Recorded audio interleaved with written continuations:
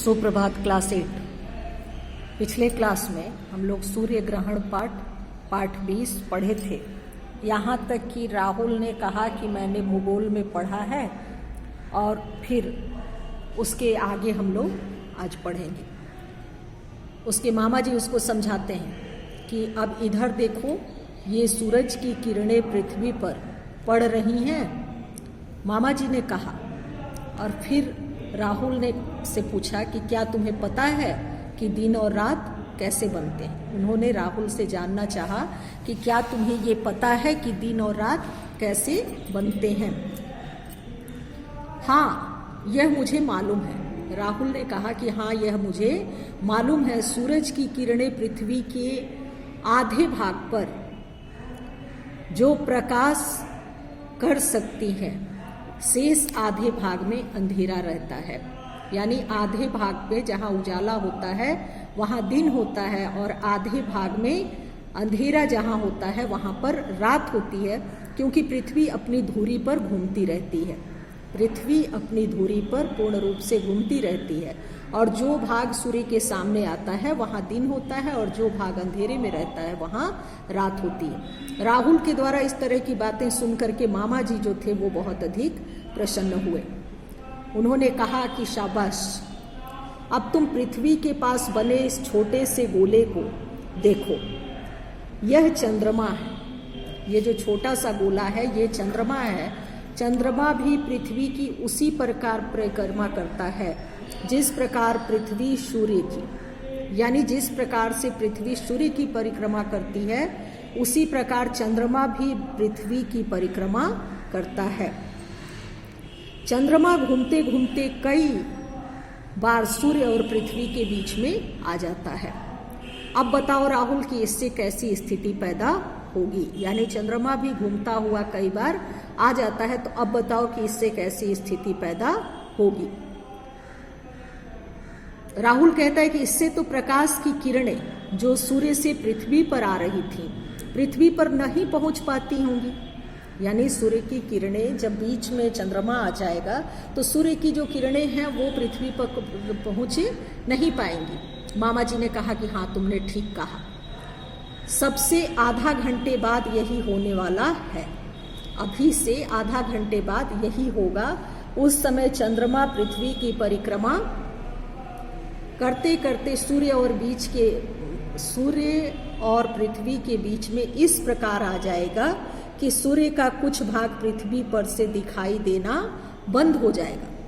इसी को सूर्य ग्रहण कहते हैं। देखिए, मामा जी ने बड़े तर्क के साथ उसको समझाया।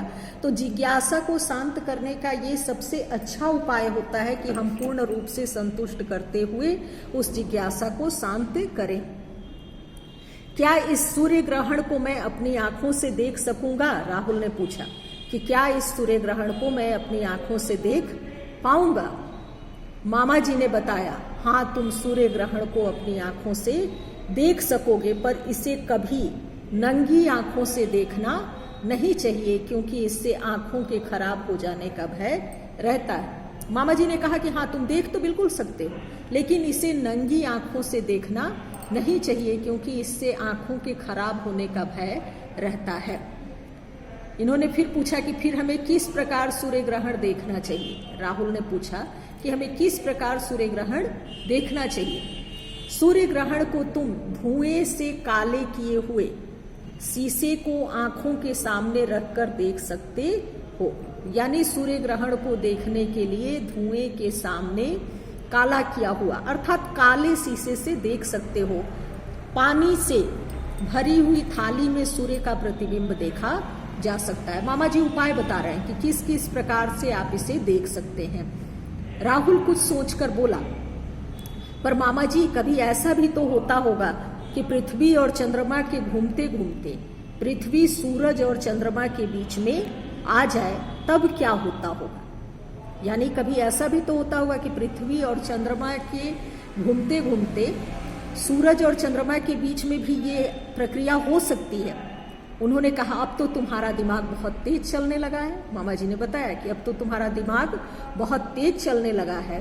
जब पृथ्वी सूरज और चंद्रमा के बीच में आ जाती है, यानी चंद्रमा जब आता है तो क्या होता है, और जब पृथ्वी सूरज और चंद्रमा के बीच में आ जाती है तब सूरज से चंद्रमा की ओर जाने वाला कुछ प्रकाश पृथ्वी से रुक जाता है।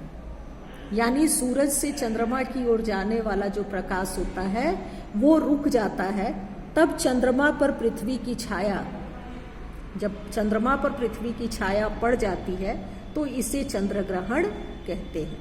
यानी चंद्रमा पर जब पृथ्वी की छाया पड़ेगी तो वो चंद्र ग्रहण होगा। पहले उन्होंने सूर्य ग्रहण के बारे में बताया और फिर चंद्र ग्रहण के बारे में। और यहाँ देखिए दिया हुआ भी है कि ये पृथ्वी है, किस तरह से प्रतिछाया पड़ती है तो किस प्रकार से सूरज और पृथ्वी के बीच में यदि कुछ आता है फिर वो भाग से दिखाई नहीं देता, चंद्रमा बीच में आ गया तो वहां पर सूर्य ग्रहण होता है। राहुल ने पूछा कि मामा जी मुझे सूर्य के बारे में कुछ और बताएं। राहुल ने अपने मामा जी से कहा कि मुझे सूर्य के बारे में कुछ और बताएं। मामा जी ने राहुल को बताया सूर्य पृथ्वी पर जीवन का आधार है। मामा जी के द्वारा राहुल को ये बताया गया कि सूर्य जो है वो पृथ्वी पर जीवन का आधार है। सूर्य की गर्मी से ही समुद्र के पानी की भाप बनती है। सूर्य के गर्मी से ही समुद्र का पानी जो है वो भाप बनाता है, जिससे वर्षा होती है। वर्षा से अन्न उगता है और सब प्राणी जीवित रहते हैं। वर्षा से जो अन्न उगता है उसके बाद सारे प्राणी जीवित रहते हैं। वर्षा है का पानी ही बर्फ बनकर पहाड़ों पर जम जाता है। जो वर्षा का पानी होता है वही बर्फ बनकर पहाड़ों पर जम जाता है और बाद में पिघलकर पानी के रूप में नदियों में आता है। इन नदियों से सिंचाई तो होती ही है, बिजली भी बनाई जाती है, सूर्य हमें प्रकाश भी देता है। सूर्योदय होते ही सारा विश्व जगमग हो उठता है।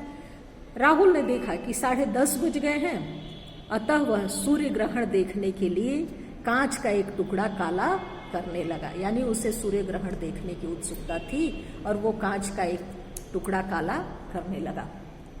प्रश्नोत्तर के बारे में बताए थे कि प्रश्न नंबर 1 से 4 पिछले दिन आप लोग लिख लिए होंगे, होमवर्क था। फिर आगे है कि चंद्र ग्रहण किस प्रकार होता है, ये अभी बता दिए। सूर्य ग्रहण किस प्रकार होता है, सूर्य ग्रहण को नंगी आंखों से क्यों नहीं देखना चाहिए, मामा जी ने 2 गोले बनाकर राहुल को क्या बात समझाई, और सूर्य पृथ्वी पर जीवन का आधार है, मामा जी ने ये बात किस प्रकार से समझाई। तो जो जो बातें उन्होंने बताई हैं उन सारी बातों की चर्चा हम लोग करेंगे। प्रश्न नंबर 5 से लेके 9 तक का, प्रश्न नंबर 5 से 9 का उत्तर सभी भैया बहनों को लिखना है। धन्यवाद। अगले दिन दूसरा पाठ प्रारंभ करेंगे।